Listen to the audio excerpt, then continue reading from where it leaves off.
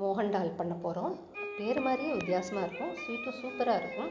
Sweet எவ்வளோ கடலமாக எடுத்து வச்சுக்கிறீங்களோ அவ்வளோக்கு நெய், முதல்ல நெய்யை விட்டு லேசாக காஞ்ச உடனே செவக்க வறுத்துக்கணும். பச்சை வாசனையும் அப்போ தான் போகும். நல்லா வறுத்துன்ட்டும் நல்லா சிவப்பாகவே வரட்டும். அடுப்பை பொறுமையாக சின்னதாக வச்சுக்கணும். இது ஆச்சுன்னு பண்ணுற காரியம் இல்லை. எடுத்துட்டு தட்டில் கொட்டி வச்சுட்டுருணும்.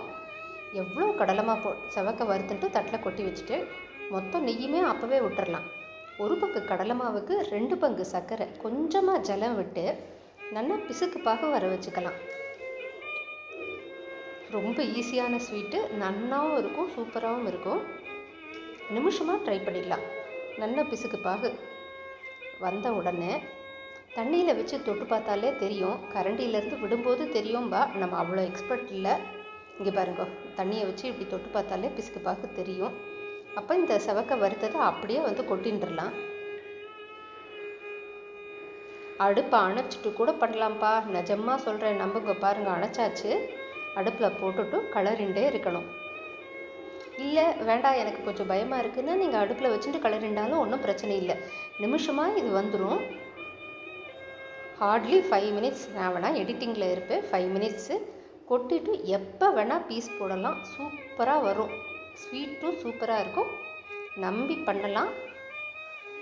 ட்ரை பண்ணி பாருங்க. கண்ணா பின்னா கமெண்ட்டை போட்டு என் சின்ன நெஞ்சை குத்தி கிழிச்சிடாதீங்க. கேக்கு குத்தி கிழித்து சாப்பிட்டு பாருங்கள். எல்லோரும் பண்ணி சூப்பராக இருக்கும். மோகன் டால், சரியா?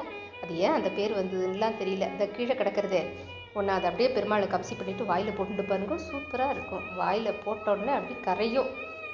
அடுப்பில் வச்சு கலரணுங்கிற அவசியம் கூட இல்லை. நிதானமாக நீங்கள் இறக்கி கீழே உட்காந்துட்டு தரையில் உட்காந்துட்டு கூட கலையலாம். ஐயையோ என்னால் தரையில் உட்கார முடியாதுன்னா சேரில் போட்டு பக்கத்தில் வச்சுன்னு கூட கலரலாம். ஒன்றுமே இருக்காது. நிமிஷமாக வந்துடும். ஈஸியாக இருக்கும். See you soon. Bye. Try பண்ணி பார்க்குறீங்களா?